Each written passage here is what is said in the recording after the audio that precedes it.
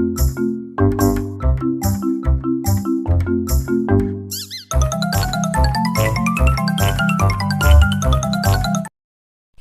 friends, welcome back to my channel.